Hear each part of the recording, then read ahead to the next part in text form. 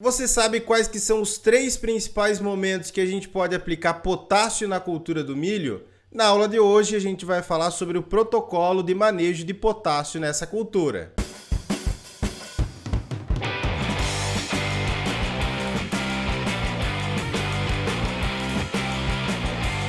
Olá pessoal, sejam todos muito bem-vindos a mais uma aula aqui do canal AgroBrasil. Como eu sempre falo para vocês, deixar o like, se inscrever aqui no canal, toda aquela coisa. E também, se você quiser receber esse material aqui em PDF, aqui abaixo tem um link para você se cadastrar e toda semana a gente manda para vocês. Combinado? Vamos lá então, pessoal. Vamos falar sobre esses 3 momentos para aplicar potássio. Como vocês sabem, a gente trabalha muito com a cultura do milho aqui na nossa consultoria, né? E muitos produtores têm essa dúvida, têm problemas com deficiência de potássio, que depois a gente vai mostrar uma foto para vocês. Então, o intuito do vídeo de hoje também é esclarecer algumas coisas quanto à aplicação do nutriente potássio e dar algumas soluções quanto a fertilizantes.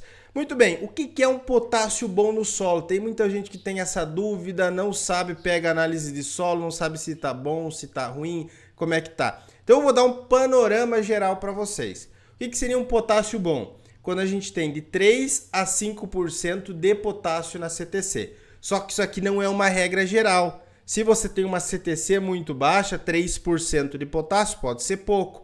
Agora, se tu tem uma CTC muito alta, com 3% de potássio, pode ser uma quantidade adequada ou até mesmo bem alta, certo? Então é o seguinte, o que a gente tem que olhar também? A questão de como que está a concentração de nutriente no solo. Nesse caso, eu considero o nível de potássio legal, que dá para produzir bem milho, acima de 0,3 centimol de carga por decímetro cúbico, ou 117 miligramas. Ah, professor, está em miligrama, eu queria saber em centimol. Você pega de centimol, para saber em miligrama, você multiplica por 390. Se tiver em miligrama e você quiser ver em centimol, você divide por 390. Então, isso aí é bem tranquilo. Outra coisa, em solos arenosos, o potássio tem uma tendência a lixiviar. Então, se você está numa região aí que você tenha 13% de argila, 14% de argila, 15% de argila, você aplicando um cloreto de potássio, o potássio ele não fica muito nos colóides, não fica muito aderido aos colóides. Então, ele fica na solução do solo. Choveu muito, solo arenoso, a tendência é que esse teu potássio vai se perdendo, vai lixiviando.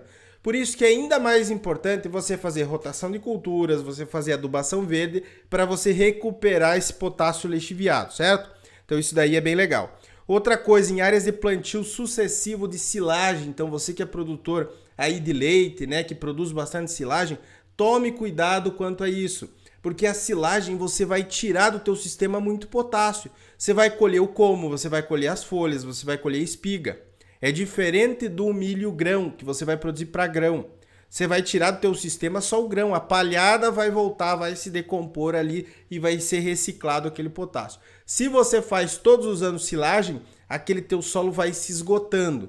Como que eu faço para não se esgotar? Fazer uma rotação, não fazer todos os anos silagem na mesma área e também, é claro, você colocar um pouco mais, pesar um pouco mais a mão no potássio, que a gente já vai falar aqui para vocês também. O que acontece se faltar potássio aqui em milho? Então, muito importante, tá? Tem várias lavouras aí que o produtor produz menos e não sabe que está tendo problema com deficiência de potássio. Então, a deficiência de potássio é bem característica. Quando que ela vai aparecer principalmente? Próximo ao período do pendoamento. Então, o nitrogênio e o potássio na cultura do milho vão aparecer próximo ao pendoamento e sintomas.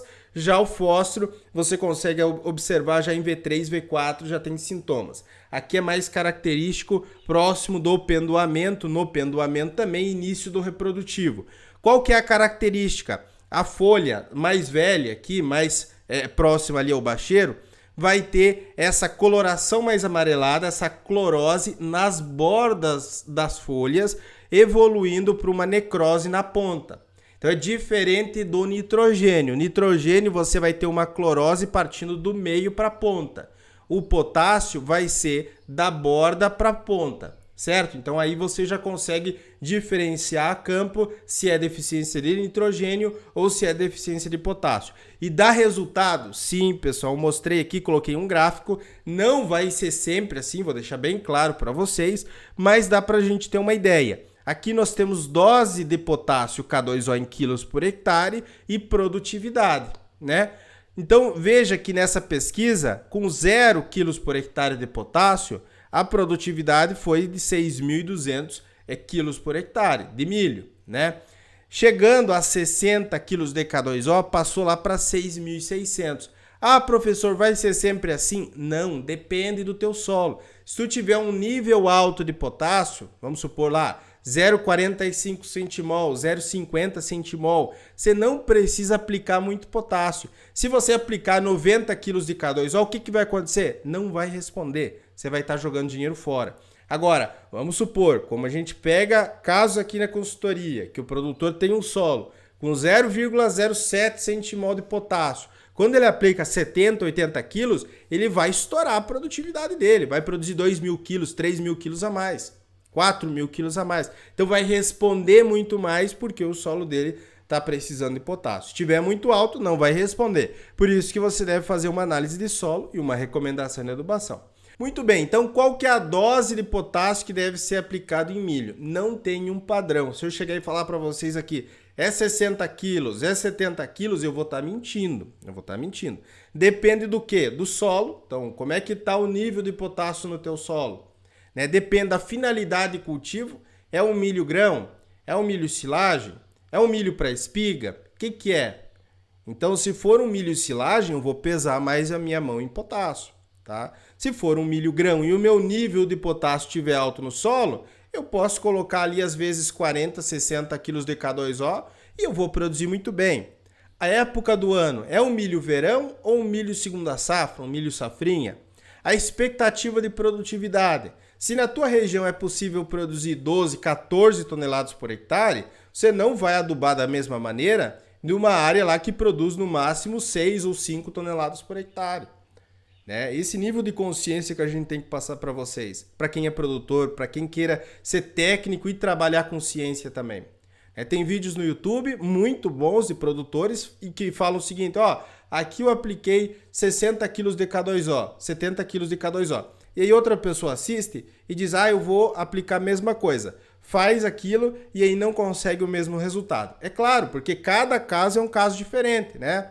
E também o nível de investimento. Quanto que você quer gastar? Aquela tua área tem uma capacidade de produzir bem? Ah, não, é uma área de abertura, professor. Então, beleza, vamos ser mais conscientes, não vamos fazer um investimento tão alto, vamos pegar um híbrido também que não seja tão caro, que não precise de tantas pulverizações de fungicidas, né, que a gente consiga manejar de uma maneira mais legal. Então, o nível de investimento vai definir também qual que é a dose aí que a gente vai estar utilizando. Essas doses podem variar de 30 quilos por hectare até 120 quilos por hectare de K2O, dependendo da situação. Inclusive, se for um milho aqui para silagem, você aplica mais do que isso, inclusive. Então, quais que são os 3 principais momentos para a gente aplicar potássio? Protocolo de adubação aqui, tá? Primeiro momento, antes de plantar em cobertura, em área total, pode ser uma semana antes, pode ser 5 dias antes, nunca excedendo aí 100 quilos por hectare de cloreto de potássio, é o que a gente indica, se for a fonte cloreto, né? Segundo momento, no plantio junto com o formulado ou em cobertura. E terceiro momento, junto com a primeira aplicação de ureia em V3 a V4, né? Cultura do milho. Ah, mas então eu sempre tenho que fazer esses 3 momentos? Não, tá, pessoal? Absolutamente não. Você pode fazer um momento só. Você pode utilizar o potássio só aqui no plantio, com o formulado. Se você estiver trabalhando com silagem, aí sim, em muitos casos, a gente tem que trabalhar com 3 momentos.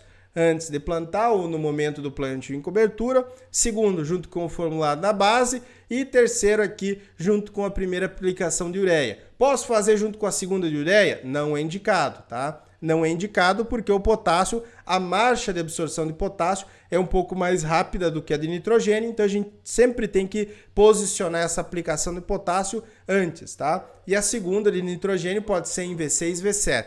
Muito bem, quais são os produtos que a gente pode estar utilizando? O cloreto de potássio, que é muito utilizado em todo o Brasil como fonte de potássio.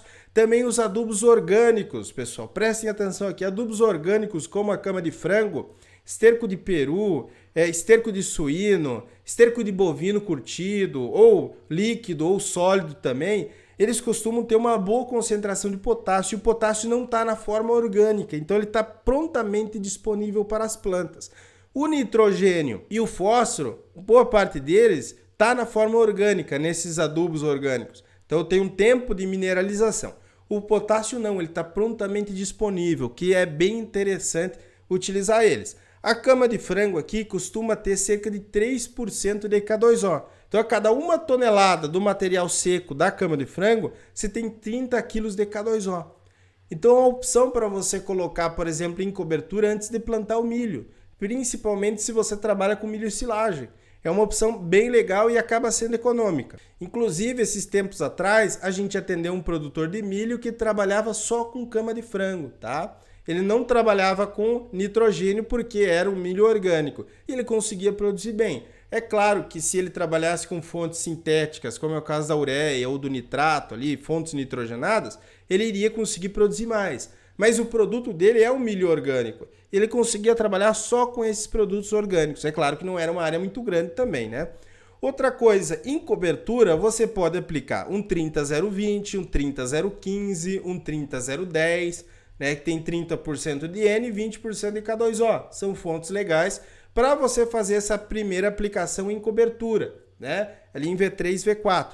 E na base? Então na base, para milho, geralmente é utilizado aí um 8-28-16, um 8-20-15, 16-16-16, um 10-30-10, um 4-28-16, entre outros. Porque a cultura do milho, geralmente nós precisamos de 30 a 50 kg de N na base, a gente vai colocar a totalidade de fósforo necessária através desses formulados e o potássio também. A gente pode adicionar um pouco de potássio ali na base também. Quando que vai funcionar? Prestem atenção aqui. Quando for feita com uma recomendação de adubação. A gente tem esse serviço na consultoria aqui, inclusive tem um link abaixo para você chamar no nosso WhatsApp. Se você for da Exafértil, lá a gente passa o passo a passo para você fazer uma recomendação de adubação. Você pode buscar um agrônomo aí na tua região também para fazer uma recomendação de adubação para você que seja técnica e não comercial, e aí você vai conseguir ter o melhor resultado. Justamente por causa disso, quando o produtor rural faz uma boa recomendação de adubação, com base em técnica, em ciência, no solo dele, ele sempre vai estar ganhando dinheiro. Ah, mas não sei o quê. Não, ele sempre vai estar ganhando dinheiro. Seja porque ele está economizando com fertilizantes, né? Seja porque ele vai colocar um pouco a mais de determinado nutriente e ele vai acabar ganhando em produtividade. Então, em todos os casos, ele acaba ganhando quando ele analisa o solo dele e trabalha com técnica e com ciência. Quando bem posicionados os fertilizantes, né? Colocar numa quantidade correta, bem posicionados, na época correta também. Eu sei que nem sempre isso é completamente possível, a gente está envolvido aí em consultoria nas nossas áreas e a gente sabe que às vezes não dá para aplicar, tem um problema com máquina, choveu demais, choveu pouco, enfim, tem todas essas questões, mas a gente tem que saber também trabalhar da melhor maneira possível. Outra coisa, dose fertilizante na quantidade certa. Então, o cloreto de potássio aqui, se você estiver trabalhando com solo arenoso, colocar muito cloreto de potássio na cultura do milho, você pode ter uma queima desse teu milho. Ele é muito salino, o cloreto de potássio. E aí o milho sofrer também uma injúria devido à salinidade do cloreto de potássio. Então, o que a gente indica aqui? Que nunca se aplique mais do que 100 kg por hectare de cloreto de potássio, que daria aí 60 kg de K2O. Se eu precisar aplicar mais do que isso, 200 kg de cloreto, 300 kg de cloreto, eu faço esse parcelamento nessas 3 épocas que a gente falou para vocês. Antes de plantar, no momento do plantio e depois em cobertura. Se tiver solos arenosos, né, que tem um 18% de argila, 20% de argila, o que a gente faz? Ao invés de fazer uma única aplicação de 100 kg de cloreto de potássio, a gente divide. Então ou faz 70 ou faz 2 de 50, porque em solos arenosos a cultura do milho acaba sofrendo, principalmente se tu tiver um estresse hídrico, né? Não chover logo em sequência. Então pode ter esse problema e a gente tem que se prevenir também para conseguir entregar o melhor resultado para o produtor rural. Certo, pessoal? Se você quiser aprender tudo sobre adubação e sobre fertilidade, interpretar uma análise de solo, montar um plano de adubação, aqui abaixo tem um link para a nossa Escola de Adubação e Fertilidade do Solo, a Exafértil, que a gente fala todos esses temas em detalhes, fala sobre adubação orgânica, adubação verde, adubação mineral, enfim, tem vários temas, é só você clicar aqui e conhecer. Certo, pessoal? Um forte abraço, até uma próxima aula e fiquem com Deus. Obrigado por assistir o vídeo até o final. Além de curtir, comentar e compartilhar, conheça os nossos cursos profissionais e a nossa consultoria agrícola individual. Para saber mais, é só clicar nos links disponíveis na descrição.